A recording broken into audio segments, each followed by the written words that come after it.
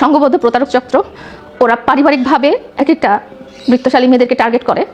বিয়ে করেই যেন বিপাকে টিকটকার প্রিন্স মামুন, আবার কি মামলার ঠকে দিল লায়লা, দেখুন ভিডিওতে। আমি সবার কাছে দোয়া চাইতেছি, সবাই যাতে মামুনের নামে মামুনের লিগে দোয়া করো। আল্লাহ বাংলাদেশের আইন রেসপেক্ট জানাই, আপনাদেরকে রেসপেক্ট জানাই। আমি বিনোদনের পাত্র হতে চাই না। তোমাকেও মাফ করবো না, ওই মেয়েকেও মাফ করবো না। যে মেয়ে একটা মানুষের সংসার ভেঙে যে নিজের সংসার বানাতে পারে তাকে আমি কোনোদিন মাফ করবো না। সে আবার কোনোদিন ক্ষমা পাত্রী হবে না।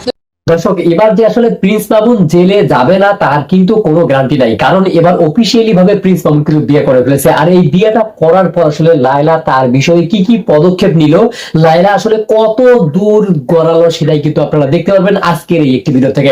লায়লার খেয়ে লায়লার পরে এই অর্থ সম্পদ বাড়িয়েছে, এখন লায়লাকে ছেড়ে অন্য বেটির সাথে আসলে সংসার করবে, আর সেটা লায়লা মেনে নেবে, সেটা কিন্তু হতে পারে না।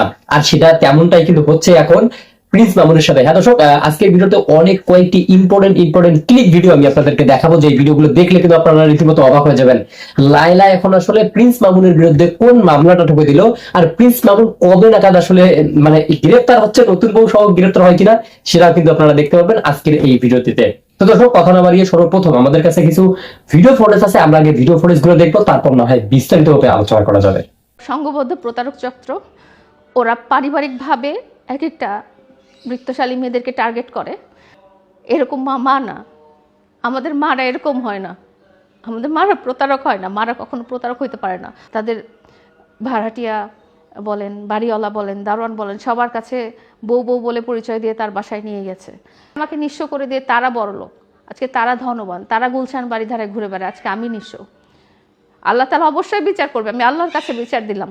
সংঘবদ্ধ প্রতারক চক্র ওরা পারিবারিকভাবে এক একটা বৃত্তশালী মেয়েদেরকে টার্গেট করে, তাদের কাছে যাওয়ার জন্য, তাদেরকে সম্পর্কিত করার জন্য তারা সমস্ত রকম চাল চালে।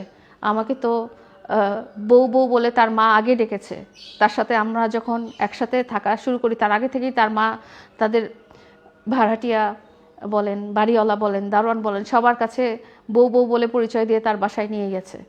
এরকম উনি সবার সাথেই করে। এই নতুন মেয়েটার সাথেও দেখছি যে সেটাই করছে, যে তাকে নাকি আদর করছে, এই করছে, সেই করছে।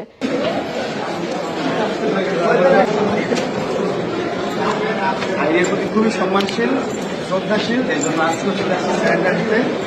করে হলেও আমি তার মুখে হাসি ফুটানোর চেষ্টা করতাম। এখন যেহেতু উনি নেই, আলহামদুলিল্লাহ মাশাআল্লাহ, আমি একটা আয়াত শুনেছিলাম যেখানে আল্লাহ তাআলা বলেছেন যে আমি তোমার অতি প্রিয় মানুষকে তোমার জীবন থেকে সরিয়ে নিয়েছি, কারণ ওই মানুষটার এমন কিছু কথা আমি শুনতে পেরেছি যেটা তুমি শুনতে পারো নাই। তো আমার মনে হয় যে প্রিন্স মামুনকে আল্লাহ তাআলা ঠিক সঠিক সময় আমার জীবন থেকে সরিয়ে নিয়েছে, কারণ প্রিন্স মামুন আমার জীবনে ক্ষতি থেকে ক্ষতি ছাড়া আর কিছুই করে ফেলেনি। তো উনি হয়তো ঠিক একদম। আপনি যখন আমার সাথে তাদের গ্রামের বাড়িতে গিয়েছিলেন তখনও কিন্তু বলছে, তখনও অনেক ভালো ভালো কথাই বলছে। তো এখন সেই একটা মা কেমন মা যে ছেলের সংসার ভেঙে অন্য জায়গায় বিয়ে দিয়ে দেয়, এরকম মা না, আমাদের মারা এরকম হয় না, আমাদের মারা প্রতারক হয় না, মারা কখনো প্রতারক হইতে পারে না। উনি কেমন মা, কেমন নারী, যাকে আমি জীবনের শেষ পর্যায়ে এসে জীবনের সব কিছু, সমস্ত সঞ্চয়, সমস্ত ভালোবাসা, সমস্ত মন প্রাণ উজাড় করে দিয়ে যাকে এবং যার পরিবারকে লালন পালন করেছি, তারাই আজকে আমাকে চেনে না। তারাই আজকে বড় বড় গাড়ি চালায়, তারাই আজকে বড় বড় দোকানের মালিক, তারাই আজকে বড় বড় বাসার মালিক। তার আগে কোথায় ছিল? করাইলের বস্তিতে তাদের জন্ম, করাইলের বস্তিতে তাদের বড় হওয়া। এটিএম কার্ডটা যে সে প্রথম জীবনে পাঞ্চ করেছে, সেটাও আমার এটিএম কার্ড পাঞ্চ করেছে। আজকে আমাকে নিঃস্ব করে দিয়ে তারা বড়লোক, আজকে তারা ধনবান, তারা গুলশান বাড়ি ধারে ঘুরে বেড়ায়, আজকে আমি নিঃস্ব। আল্লাহ তাআলা অবশ্যই বিচার করবে, আমি আল্লাহর কাছে বিচার দিলাম। আমি বাংলাদেশের আইনের কাছে বিচার দিছি, আমি এখন আল্লাহর কাছে বিচার দিব। আমার অভিশাপে তাদের জীবন ছারখার হয়ে যাবে, আমার মনের কষ্টে তারা দুনিয়ায় কষ্ট পাবে, দুনিয়ায় অভিশপ্ত জীবন যাপন করবে, আমাকে কষ্ট দিয়ে। আমি তাদের কোনো ক্ষতি করি নাই, আমি তাদের গায়ে একটা ফুলের টোকাও পড়তে দেই নাই। সেই আমাকে যখন তারা এমন কষ্ট দিছে, এমনভাবে প্রতারিত করছে, এমনভাবে নিঃস্ব করছে, আমার রুহের হায়, আমার অভিশাপ তাদের জীবন ছারখার করে দিবে। আমি অভিশাপ দিব, অবশ্যই দিব। এরা মানুষ না, এরা অমানুষ, এরা নিজের স্বার্থের জন্য মানুষের জীবন ধ্বংস করে দিতে পিছপা হয় না।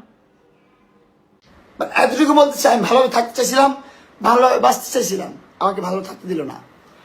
এত যদি কিছু হয়নি ভাই, 2 বছর যাবত আমরা রিলেশনে নাই কোন ধরনের। এই লায়লা আক্তার ফরহাদ, তার প্রথম বাচ্চা হচ্ছে ইনারা আক্তার ইনি, সেকেন্ড বাচ্চা অ্যালিস, সেগুলো গোপন কিছু যা করছে যা বাদ দাও। আমি জানতে চাই না কেন জানেন? কারণ আমি তাকে মন থেকে ভালোবাসি না, কখনো তার সাথে প্রেম করি নাই, প্রীতি করি নাই।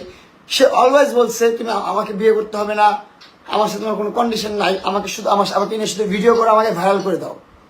এতটুকু লায়লা আক্তার ফরহাদের চাহিদা ছিল, আর আমি এটা করছি। বাংলাদেশেও ভাইরাল, যাই হোক ও এখন বাংলাদেশে ভাইরাল, তাই না? ভাইরাল তো করছি। ভাইরাল হওয়ার পর এখন ওর ভিউজ হয় না মামুন ছাড়া। ভাইরাল হওয়ার পর মামুন ছাড়া আবার ফেসবুকে লাইক আসে না, কমেন্টস আসে না। এখন কি করতে হবে? মামুনকে আবার জড়াইতে হবে, মামুনের ছবি ছিড়বো, মামুনের মামুনের পোশাক ফালাইবো, এটা করে সেরকম। আল্লাহ, বাংলাদেশের আইন রেসপেক্ট জানাই আপনাদেরকে, রেসপেক্ট জানাই আপনাদেরকে। আমি বিনোদনের পাত্র হতে চাই না, আমি খুব সোবারলি লাইফ লিড করতে চাই, খুব সুন্দরভাবে লাইফ লিড করতে চাই। আমার লাইফে কোন ধরনের ঝামেলা আমি চাই না। আমি আপনারা বলতে পারবেন না কেউ 2 বছরের মধ্যে আমি কোন ধরনের কন্ট্রোভার্সিতে লিপ্ত আছি, কেউ বলতে পারবেন না, কেউ না। ব্লু ফায়ার লায়লা, মানে লায়লা আক্তার ফরহাদ নাম্বার 1 ভালো। দর্শক, এতক্ষণ থেকে কিন্তু আপনাদেরকে অনেকগুলো ভিডিও ফুটেজ দেখানো হয়েছে, অনেকগুলো কিন্তু গুরুত্বপূর্ণ ভিডিওর অংশ বিশেষ কিন্তু আপনাদেরকে দেখানো হয়েছে। এই ভিডিওগুলো দেখার পর আসলে আপনাদের বক্তব্য কি? যেই প্রিন্স মামুন লায়লাকে ইউজ করে, একমাত্র লায়লাকে দিয়েই সে ভাইরাল হয়েছে। এখন কিন্তু এই জিনিসটা ট্রেন্ডে চলে আসছে যে বয়স্ক মহিলা, কম বয়সের ছেলে, এই বিষয়গুলো কিন্তু বর্তমান সময়ে একটা ট্রেন্ড বিষয় চলে আসছে। আর এই ট্রেন্ডটা কিন্তু বর্তমান বাংলাদেশের মধ্যে বা মানে বাংলাদেশের মধ্যে এটা নিয়ে আসছে কিন্তু প্রিন্স মামুন এবং লায়লা। এই বিষয়টা কিন্তু আমি সবাই জানি, কিন্তু হঠাৎ করে লায়লাকে বাদ দিয়ে অন্য একটা মেয়ের সঙ্গে বিবাহ, আর বিবাহ হওয়ার পর আসলে এত কিছু ভিডিও অনেক কিছু হচ্ছে। কিন্তু দর্শক, মানে সত্যি সত্যি কি লায়লা এবার মানে মামুনের লায়লা জিততে পারবে, নাকি মানে এই মামলাটা এভাবেই ঝুলে থাকবে? এই বিষয়টা নিয়ে আপনাদের মতামত কি? অবশ্যই কিন্তু আপনাদের গুরুত্বপূর্ণ একটি মতামত জানিয়ে যাবেন আমাদের কমেন্ট সেকশনে। আর আপনাদের মতামতগুলো আমাদের কাছে অনেক গুরুত্বপূর্ণ। তো দর্শক, সবাই ভালো থাকবেন, সুস্থ থাকবেন। নতুন ভিডিও দেখার আমন্ত্রণ জানিয়ে শেষ করছি। আল্লাহ হাফেজ।